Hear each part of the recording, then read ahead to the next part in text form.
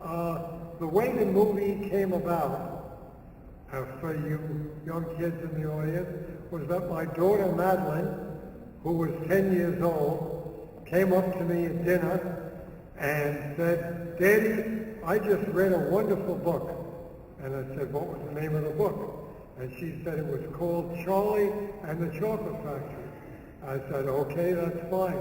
She said, "No, Daddy, I want you to make this into a movie."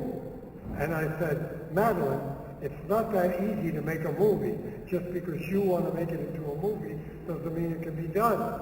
And she said, "Daddy, I don't care. I want you to make it into a movie." And I said, all right, I'll read the book and we'll see what it's about. So I read the book, Charlie and the Chocolate Factory, and I thought it was a nice children's story, but it's difficult to make a children's movie these days. But what happened was that the man I worked with, David Wonka, was going to Quaker Oats 2 weeks from then to sell a documentary. And when he went there, by sheer luck, by sheer fortune, one of the executives at the Quaker Oats company said, "What have you got about chocolate? We want to make a chocolate bar, a Quaker Oats chocolate bar."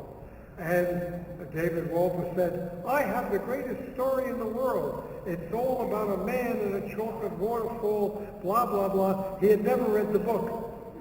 But he was a very good speaker and could convince people of things like this. And Quaker Oats gave us money to make the movie. And that's the way it all came about.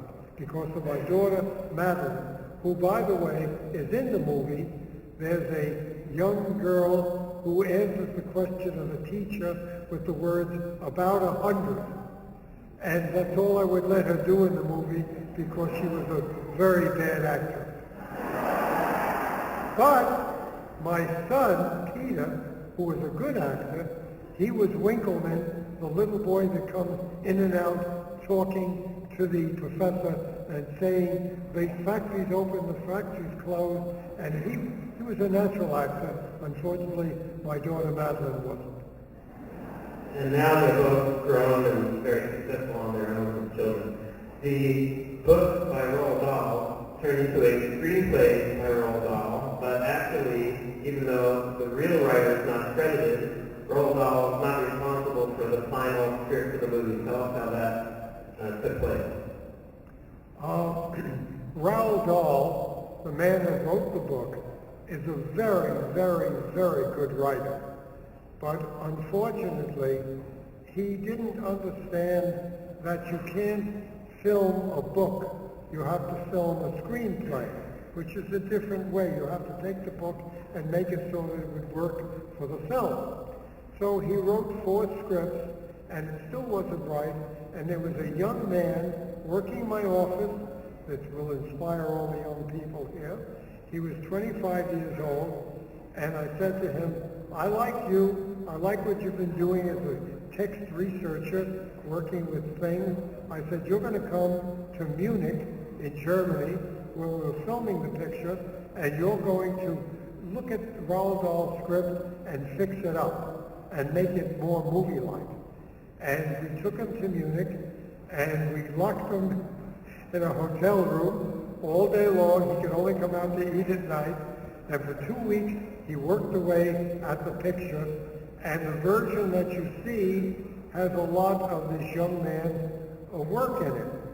And he was very exhausted after 2 weeks of doing this. And he said, "I'd like to go home." I said, "Fine, you can go home." And he went home exhausted. And I was shooting a few weeks later, and I was looking, Gene Wilder was in the Wonka Vader, and the end of the picture was coming. And as it came, I turned the last page of the script, and it said, "Grandpa said yippee." And I said, "Oh my God, I can't end this picture with Grandpa saying yippee. That would be terrible.